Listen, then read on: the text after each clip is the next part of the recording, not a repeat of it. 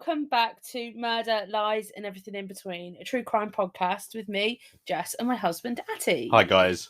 Hope you're all good this week. We've had a really, really nice Christmas break. Thank you very much. It was really nice. Atty, stop fucking looking at me like that. He's in a really weird, annoying, frustrating, wind-up mood. I know what you're talking about. You've got my whole attention. You do know what I'm talking about. You're being a wind-up tonight. Hope you all had a really, really nice Christmas. Atty clearly has had a nice Christmas because he's all refreshed and ready to go at it now, aren't you, babe? We are. Yeah. I wish you could see his face right now. He's got a face on him that you just, honestly, he's such an arsehole. So we had a really, really nice Christmas at my sister's. It was actually really, really nice. It was nice and relaxed, wasn't it, babe? Yeah. We just had Christmas at home this year, which was quite nice, wasn't it? I think we had Christmas home last year as well. Yeah, Christmas Day we had at home. Yeah, we did Christmas Eve over at my sister's. And that was nice, wasn't it? Yeah, it was nice. Takeaway. Yeah. So yeah, we hope you all had a really, really nice Christmas. Tonight when we're recording, it's actually New Year's Eve. So you're actually going to get an episode on New Year's Day. So that was quite nice for you all. So today, I give a kind of a little bit of a hint last week that the new year we're going to start doing some of the heavy hitters, some of the big known serial killers and people that people know more of, kind of thing. So this week, I don't want to disappoint you, and we are going to be jumping into Jerry Brudos. So he's otherwise known as the shoe fetish killer or the lust killer, and he is quite a well-known. He's quite a well-known guy, I think.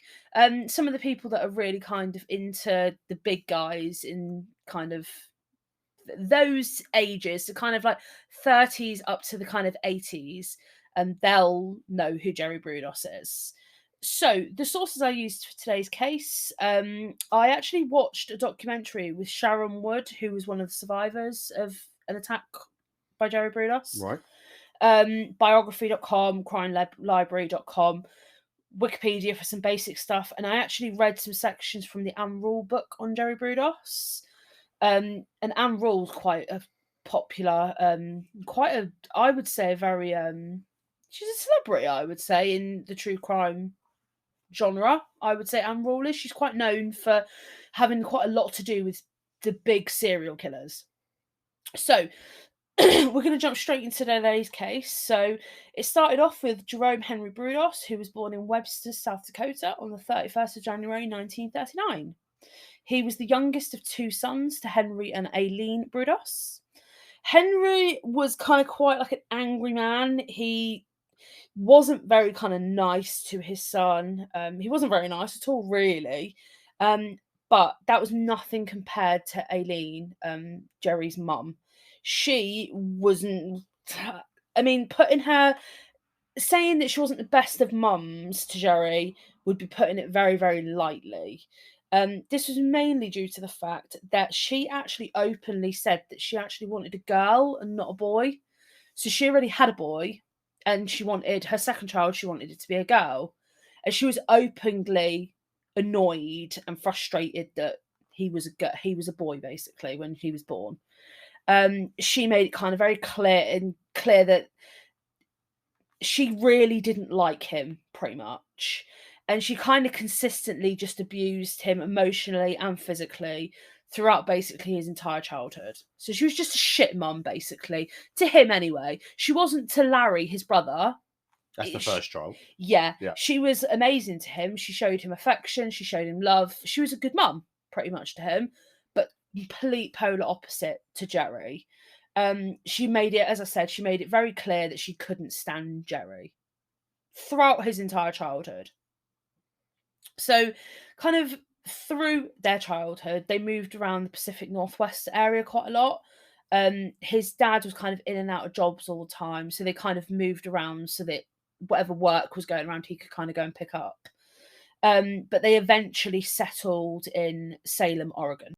So, at about the age of 5, while Jerry was playing in a dump, of all places, in a dump, like a junkyard. Yeah, but when you're a kid, you play anywhere, though, didn't you? Yeah, clearly, yeah. I mean, we've got to remember this is like the early 40s, so there's not really a lot of things for you to kind of do at that age. It's not like a local park they can go down, is it? No, I don't think so. No, from what I could see, there wasn't a lot going on kind of in the early 40s. But while he was actually playing in there and kind of scouring the dump, he found a pair of women's stilettos that he kind of took a liking to. They were like patent leather, apparently. Right. So he really liked them. They had like gemstones and stuff on, and he took a liking to them. So he took them home and he started kind of playing with them. So, he's 5 years old. There's no maliciousness in anything that he's doing. He's just liked them, so he took them home. Right. There was nothing more to it than that.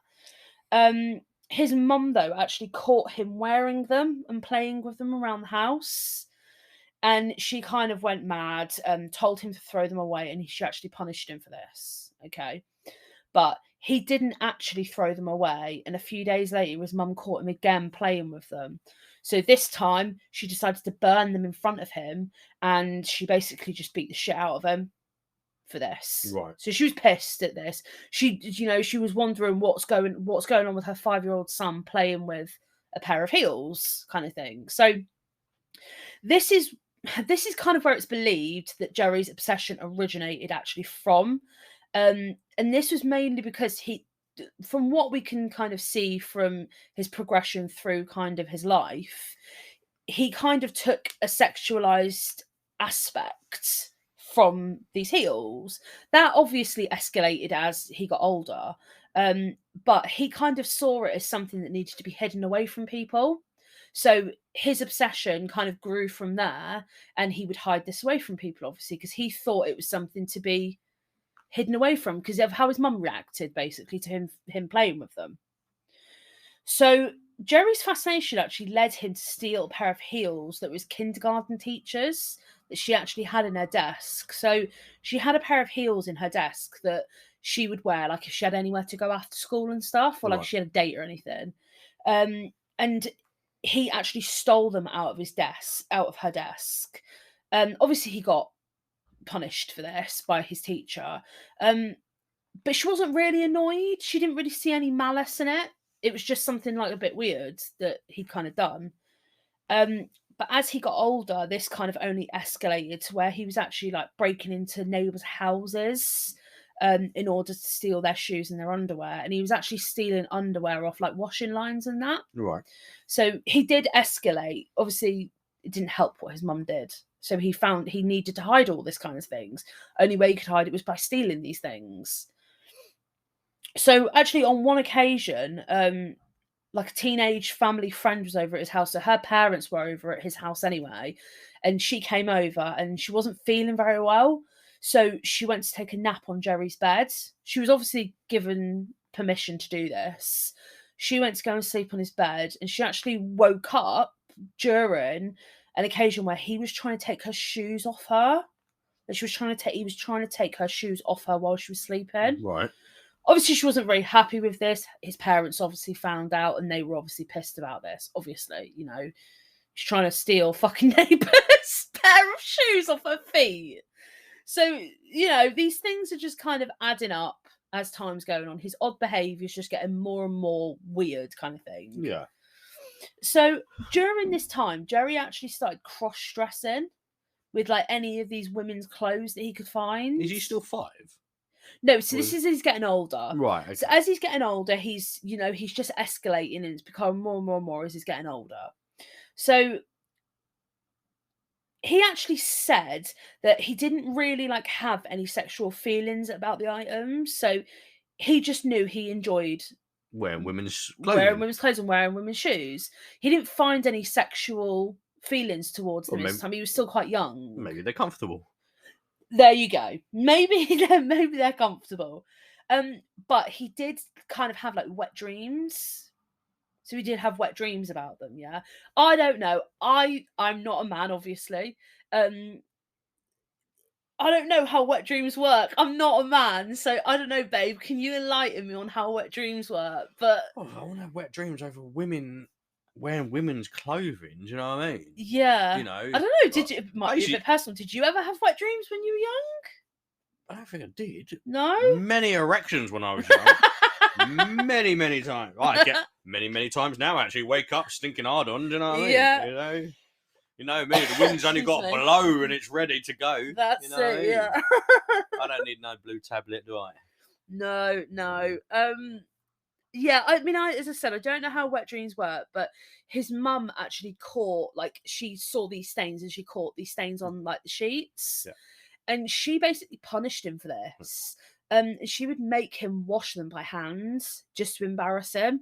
Obviously, this did embarrass him. It's not his fault. Like, I think a lot of young people you have now, we can have wet dreams at any time for men. Do you know what I mean? So, you know, you've obviously got aroused, and obviously, and you obviously basically spunked in your fucking underwear or over your sheets. It's not anything but meaningful or anything by it. Do you know what I mean? Just shit happens. I mean, his mum was a raging bitch by the sounds of it, so it doesn't surprise me that she would punish him for something that's normal. Yeah, I mean, it doesn't surprise me. I said I don't think it happens to all blokes, but there's blokes probably out there. Obviously, there is blokes out there who obviously had wet dreams. You know what I mean? Yeah. I can't remember having one myself. No. Not I know of. It could be a wet dream or I pissed the bed. I can't remember when I was young. One of the fucking two. Do you know what I mean? So the thing is, we can all agree that it's a natural thing. You know, it's like when kids wet the bed. It's a natural thing. You should never be punished for that. You know, it's only gonna fuck you up as you get older. So, on another particular occasion, Jerry actually snuck into a girl's house and he stole a pair of underwear. Right. So he just broke into like a neighbour's house. The following day, he actually returned dressed up, saying that he was an undercover police officer. Right. So I'll just tell you right now, he's about 16 at this age, this time. He's about 16, yeah. So he goes to this girl's house and pretends to basically be a police officer who was in charge of finding out like who was responsible for the thefts of the underwear and the shoes in the area. So he basically said, look, can you come to my house tomorrow? He knew his family were going to be out the following day. So he said, can you come to my house tomorrow and basically discuss these thefts? Why would a police officer ask someone to come to their house? You wouldn't, okay? So did the person go to their house or his house? I'll tell you in a minute, okay? So I'm not going to say these things that they do make sense, yeah? But look, we don't victim blame here, okay? But I don't know why you believe that. First of all, 16-year-old lad. Second of all, go to his house. That's a bit fucking dodge, all right? Did he have any idea on him? No. So he just went to someone's house, knocked on their door and goes, I'm a police officer. Come to my house. Yeah. And let's talk about the crime. Yeah, pretty much. Instead of talking there and then, or can you come down to the station and talk about it? Yeah. Come to my house. Yeah. Wouldn't that ring alarm bells? You would think, yeah. Wouldn't that be like, yeah, okay, that's a bit nice. If someone knocked on my door and we want to discuss about the crimes that are going around here, please come to the house. Please come to McDonald's. I'll be like, what the hell? What, are you going to feed me, are you? It's so weird. Look, I'm not gonna say any of this shit makes sense because it doesn't. But so the following day, yeah, she went to his house, the house that was given, the address that was given to her. Right. She went to his house, and a male voice shouted from upstairs to come upstairs to the room as he was upstairs. I know, Atty. I wish you could all see his face right now because it's hilarious. He's just put his hands up like, what the fuck? Why? Come to my house and can't possess my room. So she basically went upstairs, and all of a sudden, as she went into this room, a man with a mask jumped out on her.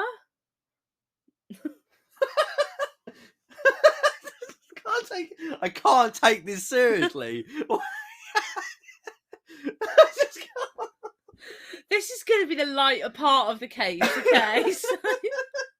What do? Freeze! Police!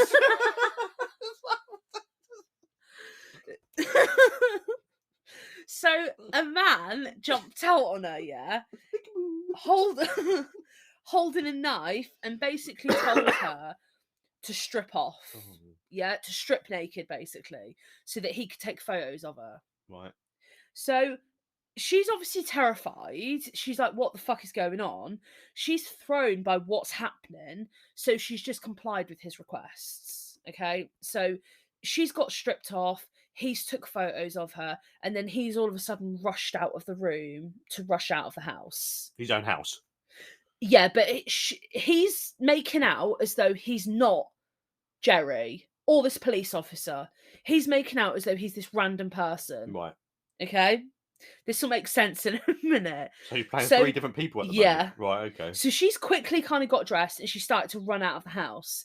And as she's kind of run downstairs, Jerry runs back into the house, runs back in, pretending that he'd been tied up by a mystery man and he'd been tied up in the barn and he'd managed to escape. Right. She obviously knew this wasn't the case. She knew that this was a load of shit and that this was the same person. Yeah, she knew this. She knew that it wasn't right. She doesn't know what to kind of do. So she's just said, no, that's fine. I've got to go. And she's kind of rushed out of the house. Okay.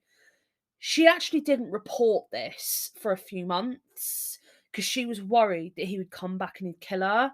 You got to remember, he knows where she lives. Yeah. So she's worried that he's going to kill her. Yeah, I can understand that aspect of it. 100% can understand that. So Jerry actually started escalating to attacking women in 1956. And he was just 17 years old when he actually attacked another 17-year-old. Right. He was actually carrying a knife. He abducted her under the ruse of him giving her a lift somewhere. He threatened to stab her so that she would strip naked and so that he could take photos of her body. Okay. This finally ended up with him actually just beating her up, and he actually broke her nose. So he got frustrated during her stripping off and him taking photos, and he just broke her nose and basically just give her a severe beating. Right. So luckily, an elderly couple actually happened to be driving by and they caught him in the act. Jerry actually originally told them that she had fallen out of his car while he was driving, but this didn't really take long for him to change his story. And he did actually say in the end that he saw a man attacking her, and as he kind of drove up, he run off, and Jerry came to kind of see if she was okay. This is what he said. Them basically not being stupid and not being fucking gullible didn't obviously believe his story, so they took both of them, the girl and him, to their nearby home where they actually called the police. The police obviously saw through his story and they arrested him and they charged him with assault and battery. Okay. And he was actually sent to a psychiatric ward of Oregon State Hospital for this. He was described while he was there that he, quote, had sexual fantasies that were centered around hatred for his demanding mother and revenge against women in general. Okay, so this is what he was not diagnosed with, but this is what they observed from an evaluation to him in the unit. Right. So a state psychiatrist stated that he seemed normal and not outwardly mentally ill, but he spoke with great embarrassment of his habit. His habit meant cross-dressing, all that kind of stuff. And they diagnosed him with adjustment reaction of adolescence with sexual deviation and fetishism. Okay, so fetishes is what we know now, yeah? Just kinks, basically. And kinks are not something to be looked down upon or looked badly on. Everyone has their own kinks and their own things that they like, sexually. Oh, there's some weird fetishes out there. There isn't, but they're weird to us. But they're not weird to the people that enjoy them. No, they're not. Fair enough. They're not weird to those people that enjoy them. There is some stuff we think that is not normal, or like, oh, I don't understand that. Like, people got a thing for feet. Like, I don't understand the whole thing. Like, some people like putting like a whole foot in their mouth and stuff. Like, I don't understand it myself. But pay hundreds for feet pics. Yeah, I know. Hundreds. Yeah, I know. But you know what? You like what you like. You like what you like, yeah. Some people like feet, some people like hands. Yeah. I don't find the fascination with it, but okay. I mean, to us, to me and you, it seems odd, but to another person, some people like women wearing heels, and Yeah, but I'm just thinking about you know? now. It's just like there's some weird stuff out there. Isn't it? You know what I mean? Can you imagine getting with someone? Yeah, tow me. Huh? Tow me? What the hell? You know what I mean? I'm like, just... So all the evidence he had kind of stupidly collected over time, the pictures of the girls, the shoes, the underwear that he'd kind of stolen, they'd actually all been found by the police after his arrest. Yeah. So when he was taken to psychiatric unit, obviously all this stuff was found. The doctors actually determined that he wasn't kind of a lost cause, and he was incarcerated for 9 months in this psychiatric unit. But he was actually still allowed to leave in the daytime to attend school, and he actually ended up graduating high school in 1957. Right. Shortly after graduation, he became an electronics technician for a radio station. So he wasn't good at like the basic stuff in school, but he was very good at like electronical stuff. Okay. So he was good at Fair different enough, type of things. Yeah. So for a 7 month period, at about 20 years old, he actually spent a stint in the military. Right.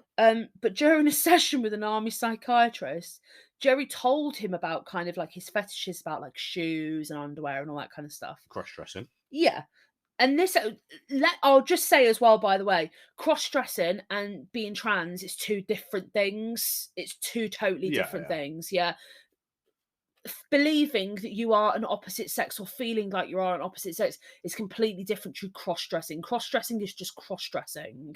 Yeah. He was not trans or anything like that. He was just into cross-dressing. That's what I'll just make that really, really clear now, so we don't mix up any lines in the LGBTQ plus community. Okay. He was just into cross-dressing. This psychiatrist actually labeled him unfit to serve anymore. And he was discharged for, in his words, bizarre obsessions. Because it probably was back in them days. In them days, yeah. In them was like now you're saying, okay, I'm into cross-dressing. People wouldn't even blink an eyelid. You think this is the 60s, early 60s. But back then, you're probably But then there's the whole coming different out. world. But then this whole coming out thing, wasn't it? Do you know what I mean? When people saying, like coming out, it's like what? Yeah. You know, it was frowned upon, wasn't it? We live in thank God we live in a different world than what we did then, luckily. So when he actually returned from being discharged, his mum actually wouldn't let him back in the house. She actually made him stay in the shed. She wouldn't let him back in the house. She was just completely embarrassed to basically have him home again. She didn't want him home. Right. No, she wanted him out of the house. So he just started living in the shed. And soon after returning, obviously his habits kind of returned, but they actually returned in full force. And one evening, he actually saw a woman walk into work. He snuck up on her, he choked her out from behind until she passed out, and then he stole her shoes and ran off. Why don't you just go and buy a pair of women's shoes? I don't know. Why do But the thing is, that night he slept with her shoes. Man, he's got some weird fetish. Had he? Oh, do you know what? I wish that I could say this fetish is in there, but they don't. These are mild compared to what actually happens in the end. So he ends up sleeping with this chick's shoes. Yeah. Loves it. Absolutely loves it. So at the age of 22, he actually started working as a technician again. And he actually passed the commercial radio operating test. And this meant he could actually start working at kind of different radio stations, being like a machine operator thing. Right. So it was quite a good job in those days. You know, you had to pass quite a lot of tests to be able to do it. You had to be quite a smart cookie to be able to do it. And he started working in one of the local stations. At this station, he actually was introduced to 17-year-old Darcy Metzler. She was kind of like shy. She was really, really pretty.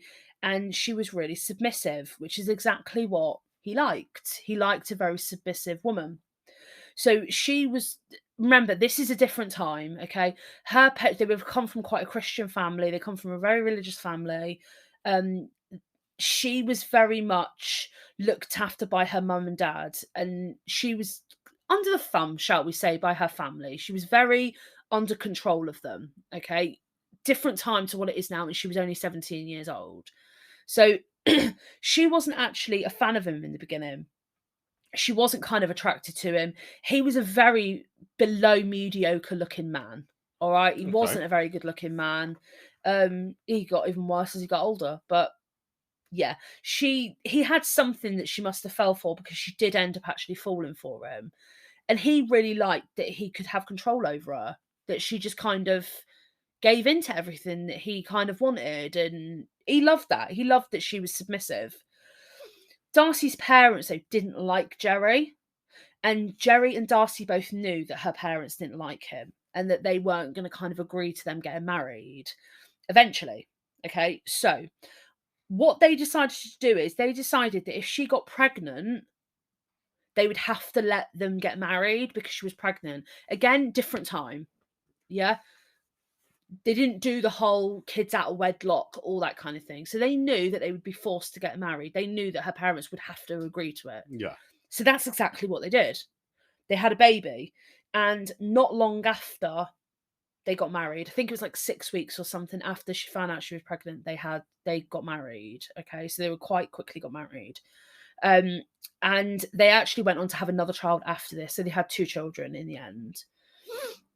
So Darcy knew about Jerry's kinks. She knew that what he was into. Obviously, she started to, as they kind of were together longer, she knew what he was into. Right. So she kind of got a feeling he wasn't completely open with her, but he did kind of let some of his fetishes come out to her. And he would often kind of like make her walk around the house in heels and underwear while he was kind of like taking photos of her. Yeah. He would make her walk around the house naked while doing like household chores, like when she was cooking, she was cleaning, all that kind of jazz. And to the point where like he was forcing her to do all of the household chores in high heels. And this started to like, I mean, you've never wore high heels, so you don't know what it's like, but high heels fucking kill, even just for a few hours. Never mind wearing them all day, cooking, cleaning, doing all your normal stuff. So her back started to hurt and her legs started to hurt. She had kids, you know. It's like it was just a fucking nightmare for her, basically. But I wish I could say that his kinks only stopped there. Actually, they started to develop onto the fact that he started to put a stocking over her face while they were having sex.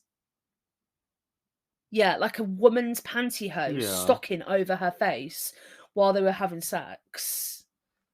Yeah, it's weird, isn't it? It's not just me that thinks that's a bit weird. I don't know. Some people wear gimp masks. Yeah, you're right. No, that's the beginning of it. Yeah, I mean, from the outside though, like Jerry seemed like relatively normal to like his neighbours and his friends. They recalled that like he didn't really drink, he didn't smoke, and he rarely really swore. So he was kind of like, to them, he was a relatively normal man. He wasn't weird. It really, to them, there was nothing really odd about him. Darcy kind of catered to all of his fantasies, but when the kids got older, that changed. She was a busy mum looking after 2 kids. She was working really hard looking after the kids in the house. The last thing she wanted to do was fucking parade around the house and him and his bloody weirdness. That was the last thing she wanted to be doing, you know. You can't be walking around the house fucking naked when you got toddlers running around the house, you know? So she obviously didn't want to do this anymore. Slowly after this, their sex life dried up and they weren't really kind of like having sex anymore or being intimate really at all. So that being said, Jerry, resourceful as ever, kind of moved on and started setting his eyes onto stalking potential victims. So this is where he started escalating into, okay, I'm going to start stalking people on who I can make my victim, basically. So Jerry admitted later that he would kind of prowl for hours and hours and hours in his car, supermarkets, shopping malls, anywhere he could basically find the right woman that he wanted to stalk and attack. So while out on one of these outings on one occasion, he actually spotted a woman he liked. So he followed her home, waited for her to go to bed, and then when she was finally asleep, he broke into her house, strangled her into unconsciousness, and then raped her. Yeah. I told you during the break that it would escalate, babe. It escalated to basically him raping her, okay? When he was done, he took her shoes that he saw her walking in, and then he left the house. Okay? And just left her there. Just left her there, Right. yeah. This attack opened up a whole new world for Jerry, and he said in a later statement that he got off on her limp body. That's what got him excited, that she was limp and she was unconscious and she was basically just not aware of anything. He liked that aspect of it. So on the 26th of January 1968, Linda Slauson was working in the area of Jerry's house selling encyclopedias door to door. Linda was born the fourth of six children to Mildred and Wilbert Glenn Slauson, and she had two brothers, Richard and David, and three sisters, Diane, Barbara, and Teresa. On one particular day, in the pissing down rain, she saw Jerry waving at her from his front porch. She actually had a lead about like a house that wanted to buy encyclopedias. Right. Because it was pissing down, the address got like mottled, so she couldn't read the address properly. Him obviously waving her over, she thought, oh, this must be the person's house that wants to buy encyclopedias. So she went to his house and she kind of went in. He said, okay, let's come into the house and you can kind of do your sales pitch. So he led her into his basement workshop of the house, okay? It sounds weird, basement workshop, but it was just his workshop, okay, in the house. And this where she would make her sales pitch, not knowing what she was actually walking into. So we don't exactly know how long it took for the attack to start, but what we do know is that he hit her over the head with a piece of 2x4 piece of wood, knocking her out while she was bent down in her bag to get a book out to show him. So she bent down to get a book out, and I think from what I saw, it was like a child's book because she knew that he had kids. Yeah. So she got out this book and thought, oh, I'll try and upsell him this child's book. And as she was reaching down to get something out of her bag for it, that's when he knocked her over the head. He realised that she was still alive, she was just unconscious, so he then strangled her until she died. This was in his house. Right, okay. Yeah. So his mum, Eileen, was actually in the house at this time, babysitting his kids. His wife, Darcy, was out, but Eileen was in the house with him. So he obviously wanted to get rid of them. So he went upstairs, gave her some money to go and get dinner, and said basically just go out. And when you come back, knock on the floor so I know you're home. He didn't want to be interrupted. He wanted to just kind of have his way with what he wanted to do, okay? So Jerry noticed while undressing Linda that she was actually wearing red underwear. He really got off on this and he absolutely loved it, and he started posing her body for photos. He would then dress her up in kind of the stolen underwear he had kind of hidden away and stashed, and he was taking kind of photos of her throughout this entire thing. Keeping in mind she's dead. Yeah. Okay? He kept her like this for the next few hours until he decided that he actually just really wanted to keep her foot so that he could actually put shoes on it and kind of take photos. Yeah? So what else do you think sicko Jerry did? Cut off the foot. He cut off her left foot with a fucking hacksaw. Yeah. But he was done with her body. Yeah? He just wanted her foot. So he attached a piece of car engine to her body and then dumped it over the St. John's Bridge in the middle of the night. Okay? This ended up being his preferred dumping method, attaching engine parts and dumping them over a bridge into a body of water. So her body was actually never located, unfortunately. We only know all this from what Jerry later admitted in interviews and in interrogations and stuff. So this is the only reason we know this, Right. because he admitted to that. So while this was all going on, her family obviously started getting concerned for her, and they reported her missing and they started doing the search themselves. So her employers, because encyclopedia salespeople, the job was a very in and out job. It wasn't something that you did for a long period of time. So when she didn't go back to the office, they didn't think anything of it. They didn't bother reporting it or anything because they just thought she just left. quit. Yeah. She just quit. Jerry actually ended up keeping her foot in the freezer and dressing her foot up over a period of time until it actually became too decomposed for him to get his rocks off to anymore.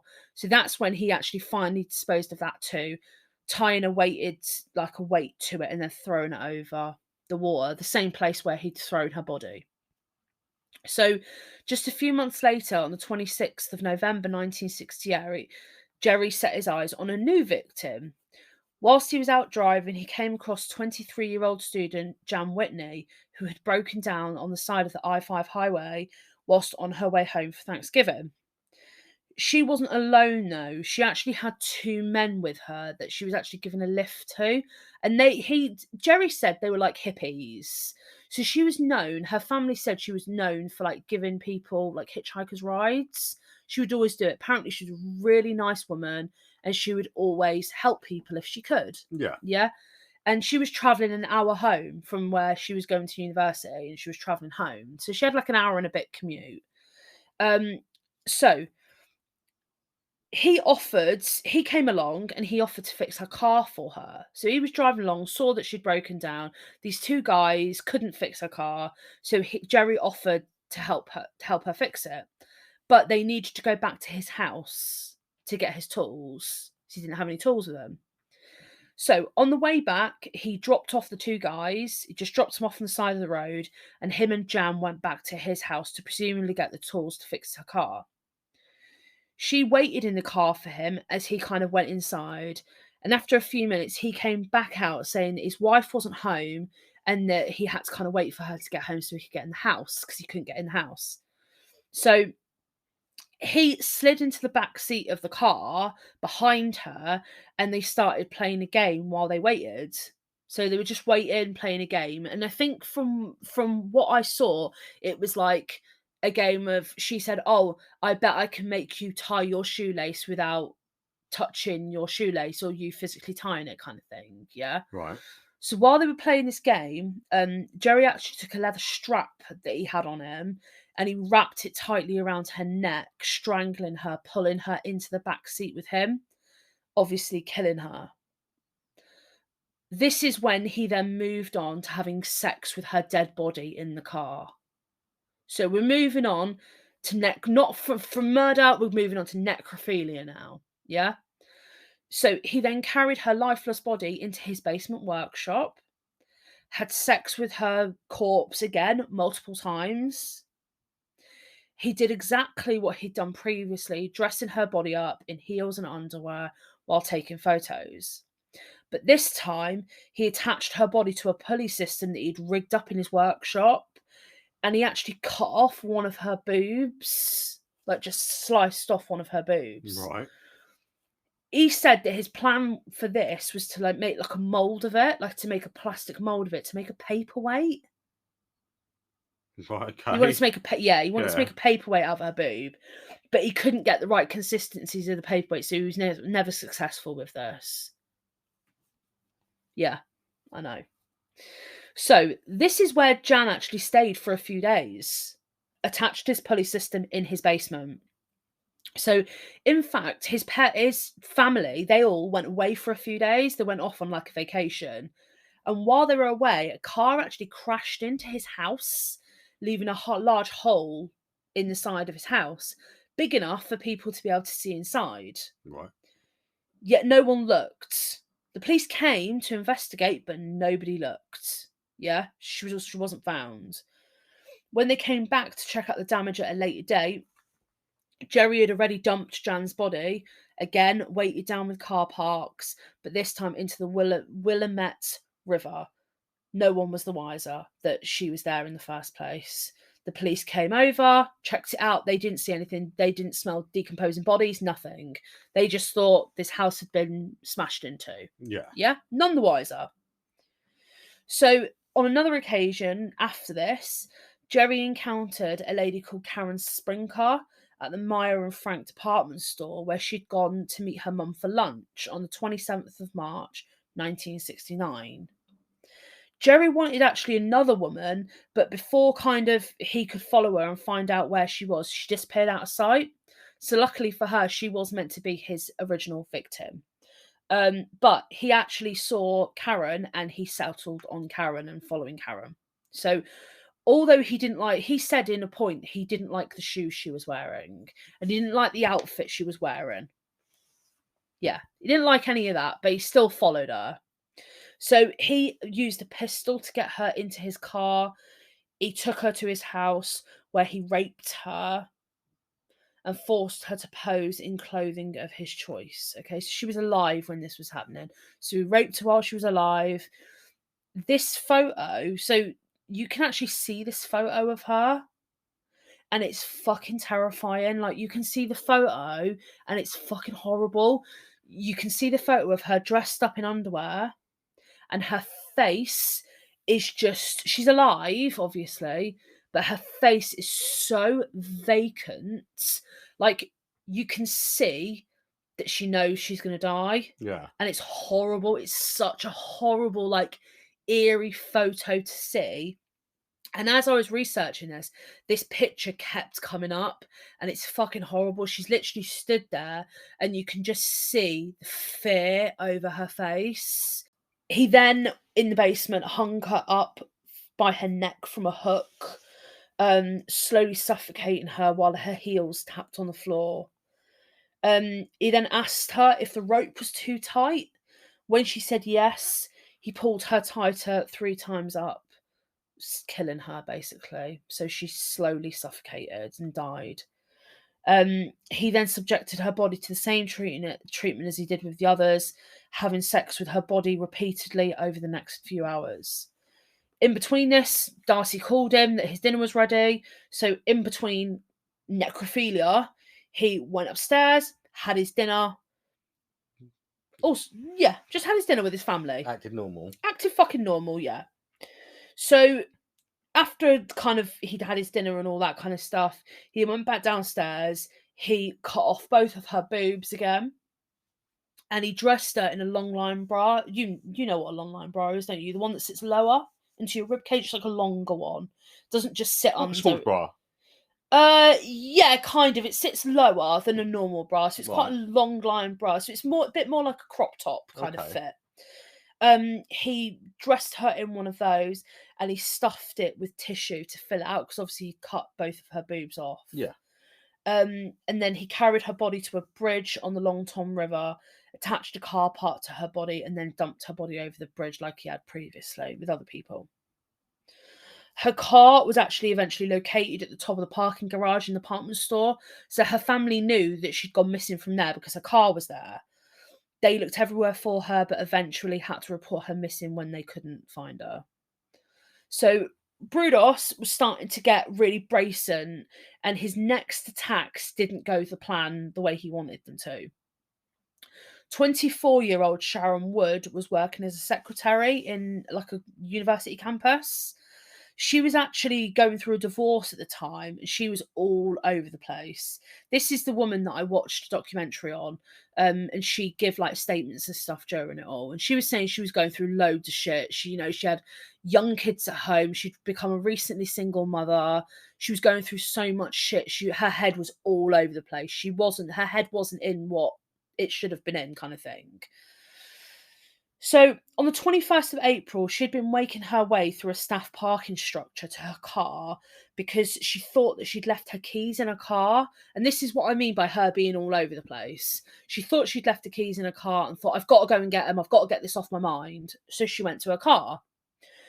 So as she's walking to her car and she's walking through a dimly lit area of the car park, she felt a wave of danger come over her, like someone was following her. She was right about this, okay? She said in this interview that she was really aware of those kind of things. She was aware that, you had to be able to hear what was going on around you, not to be distracted, all those kind of things. She knew of these kind of things. Yeah. She was really aware. The kind of people we are, basically, we're aware of those kind of things. So as she was making her way to kind of like a more lit area, she was like rushing to a more lit area because she was in a dark area of the car park. As she was making her way to a lit area, he actually approached her, put his arm on her shoulder, and pulled out a fake gun on her. She didn't know this was a fake gun. She thought it was a real gun. He actually pulled her into a headlock. Despite this, he was pushing her down at the same time. So, like, had her in a headlock, trying to get her down. He had his hand over her mouth to try and like muffle her screams because she was screaming. She, like the fucking warrior she is, bit down so fucking hard on his hand that she drew blood. Like, she bit so fucking hard on this guy's hand. And he obviously screamed, like he was screaming in fucking agony because she wouldn't let go. She said her mouth basically clamped and she couldn't release her jaw. No, She was good. just in sheer fear. Well, I think the mouth is stronger than muscle, isn't it? Something like that, yeah. Yeah. Yeah. I think that and the sphincter. Yeah. I think the sphincter's quite a strong muscle as well. So yeah, she basically had his hand completely clamped down. So he's obviously in agony at this point. So he slammed her head against the concrete wall for her to let go. As this was kind of happening, a car managed to drive past and the car kind of lit up the area. This caused Sharon to loosen up her grip on his hand and he got his gun and he ran out. Yeah, so he basically panicked. The following day, literally just the day after this, 15-year-old Gloria Smith was walking along the railroad tracks near her home when Jerry randomly appeared out of nowhere and he tried to abduct her.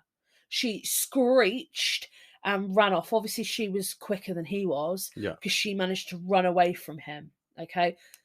Again, another attempt at abducting someone had it'd gone wrong. He was getting pissed off at this point. He was getting so agitated that his plans keep getting foiled and he couldn't get what he wanted. She actually reported this to the police. So when she got home, she did report this potential abduction to the police. Jerry was adamant that he was going to complete his task. The last two failed attempts hadn't gone the way he wanted and he was determined. 22-year-old Linda Saley was shopping for her boyfriend's birthday present at Lloyd's Centre Mall. She'd parked a car on the 6th floor. She went to kind of do her shopping, but that's where Jerry would lie in wait, waiting for her to return. So he'd saw her in the parking structure and he'd waited for her to finish her shopping. So as Linda, as all of us have, walking through car park, arms full of shopping, not thinking anything the wiser, Jerry actually approached her brandishing a fake security badge, Right. saying that she'd been caught stealing and that she needed to follow him back to the police station. Okay. Linda got into his car without any argument. And during this time, they were driving further and further away from the city. But she didn't say anything during this. She kind of just went along with it. To the point where they actually drove to his house. She still, at this point, didn't say anything. She just carried on going with him. So when he drove to his home, when they got in, they drove into the garage and his wife Darcy actually happened to be home at this point. He didn't think Darcy was going to be home. They drove in, not realising she was going to be there. He said, stay here. And he's gone in and kind of like ushered Darcy back into the house. Okay. Darcy hadn't seen her. Right. She hadn't seen her in the car. She was just off her vision. She couldn't see her. Yeah. So she didn't try and escape when Jerry was inside the house. But when Jerry came back, he tied Linda up in the car and he went back inside the house to have, again, dinner with his family. So she stayed in the car. When he came back, she was still there. She hadn't tried to even escape from the car. So when they were done with dinner, Darcy went out the house. She went off, did her own thing. And Jerry actually turned his attention back to Linda at this point. He took her into his workshop where he had all the others. And he started to strangle her with a piece of leather that he'd used previously. But Linda actually started to fight back. And this pissed him off because before she'd been so submissive and so she'd done everything that he'd asked her to do. She hadn't tried to escape.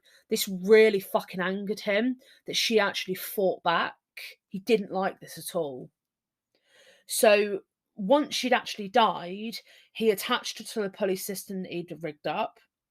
He had sex with her body, as he had the others. He dressed her up, took pictures of her. And because she annoyed him so much, he decided to stick 2 needles into her ribs, which he then attached to an electrical supply, hoping to make her body convulse. This was So she was dead. She was dead. So what's the point? because he just wanted to get off on Right. doing something to her because she'd fought back. He didn't like it. This didn't work though, and it just kind of like singed and burnt her body, so it didn't do what it wanted it to do. But he said he didn't remove her breasts because, in his words, they were too pink. Right. Okay. That was what he said. Yeah. So throughout the entire night, he had sex with her body. And when he was done, he tied a car transmission with a nylon cord to her body and he dumped it in the Long Tom River. Okay. Soon, though, the bodies he was dumping would start to surface. So these would not stay down for very long. 2 weeks after the murder of Linda Saley, her body actually floated to the surface as she was found by a fisherman in the Long Tom River. And just 50 feet away, 2 days later, Karen Sprinker's body was recovered. Okay, so she was recovered 2 days after they were searching for Linda Saley. So investigating officers obviously started their investigation and they quickly connected the two victims. So they were both clearly killed by the same person. Clearly, they were both attached to car parts and in the same way. They both died from asphyxiation. This was all figured out in the autopsy. So both victims had died from asphyxiation. They were dumped in the same way using engine parts to weigh them down. So they knew that this was the same person that had committed these murders. They just had to find this person. So Jerry, being the fucking weirdo as he always was, tried a new way to meet potential victims. This actually ended up being the undoing of him. And he actually started randomly calling dorm rooms looking for dates. So the worrying thing is, this actually worked once. One girl actually went out on a date with him, and she later reported to investigating officers that after the date was over, he actually commented asking why had she agreed to go on a date with him, and that he could just take her to the river and strangle her to death and dump her. This obviously worried her. She's like, what the fuck is this? I know about these murders. What the fuck? This is really weird. So during their investigation, the police interviewed students at Oregon State University about obviously all these murders. Some female students reported receiving calls from a strange man claiming to be a Vietnam veteran looking for a date. Police actually managed to speak to the girl that had agreed to go out on that date with Jerry. And they actually said, if he ever calls again, can you set up a meeting with him and kind of get him there, and we'll come and get him, basically. So she gave a description of Jerry, and it sounded very similar to the police of the man that had tried to abduct. Do you remember that 15-year-old girl, Gloria Smith, on the railway tracks that had managed to run away? Yeah. The description sounded a lot alike. You know, chubby around the middle, freckled, redhead. He sounded a lot like the same person. So they were hopeful that this was the same man. So after a few days, Jerry did actually call the girl, and they actually set up a meeting, and she said, oh, can you, like, I've got to wash my hair. Oh, can you wait 45 minutes? So when Jerry actually turned up in like the communal area of the dorm area, the police were like undercover. They were waiting for him, and they pulled him in, and they started kind of questioning him, finding out what was going on, why he was there, what was kind of going on. And they started digging into his history. They had his name now, they had his real name. So they started digging into his history and what was kind of going on. So, of course, they came along his previous history with attacking women. And that was when they knew that they had their man. They just needed the evidence to physically attach it to him. So as they were investigating his background, they noticed a shocking coincidence that every place a woman had been attacked or last spotted, Jerry had either lived or worked in that location in the same time frame. So coincidence at the moment, yeah, but a bit too much of a dodgy coincidence. So this wasn't enough for a search warrant, but it was enough of a reason to at least go to his house and ask him more questions. So when they went to his house and they kind of were asking him questions, an officer noted that there was in the what's it called, in the basement workshop area, they noticed that there was like this piece of rope with this knot attached to it, and the knot was kind of like weirdly similar to the ones found on the dead victims. So he collated that, okay, well, this is what this knot is, and this is found on the victim. So that's too much of a coincidence to be a coincidence, basically. So after this, the police were given a warrant to search his cars, but unfortunately, nothing was found in that search. Okay, he'd already cleaned all the cars. The officers had managed, though, to secure an arrest warrant for Jerry Brudos for his attack on that 15-year-old Gloria. So later on, a few days later, they managed to get an arrest warrant for him, for at least for that potential attack. Yeah. So during this time, they actually got an all-points bulletin out for the family car, and they were actually stopped travelling on the I-5. So they were seen during this all-points bulletin, and they were stopped on the I-5 highway. When the car was actually stopped, Jerry was found hidden under blankets on the back seat. He was hidden under it. So he's hiding. He's hiding, yeah, with his family in the car. And he was obviously arrested. The police were at this point able to get a search warrant for his home, and the evidence they uncovered was just unbelievable. This included nylon rope, all the photos of his victims, so all the victims that were dead, all that kind of thing, all the photos that he dressed them up at. All of them that he'd attacked and killed, they had evidence now on what he'd done. So when he was arrested and given his jail clothes, he was actually found to be wearing like Shia women's underwear at the time. And when they asked him, what's this? Why are you wearing this? He was like, oh, I have a skin condition. It works better for my skin. An excuse, but yeah, okay. Yeah. So over the next few hours of kind of interrogation, Jerry spilled beans about everything that was going on, and he kind of just confessed to all 4 murders. He agreed, that, yeah, this is how he killed them, this is what he'd done. He just agreed to pretty much everything and said, yeah, this is what I'd done. But he actually pleaded not guilty, and he actually said that he was insane. Pretty much, he was pleading insanity, but obviously he had to be examined by a psychiatrist. So they ended up determining that he was actually sane, and that defense didn't stand. So he was going to have to stand trial, basically. They did diagnose him though with antisocial personality disorder. It's just a disorder. It's not a valid reason why he's done all these things.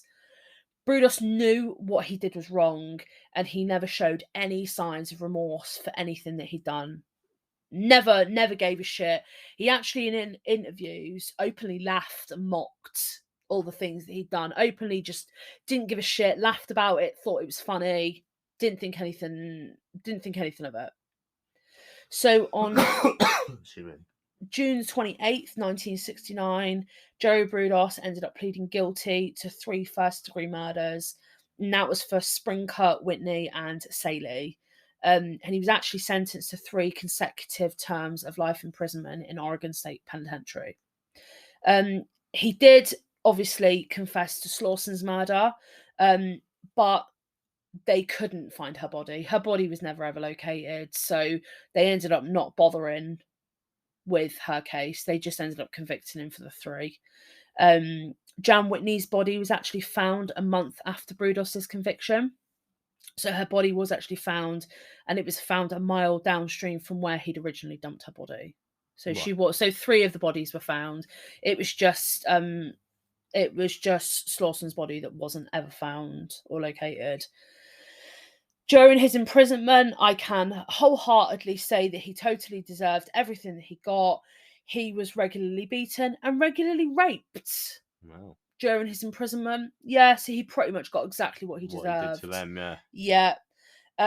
When it got to the point where he was allowed parole, to apply for parole at one point, when he was actually given the chance to apply for parole, he was denied multiple times.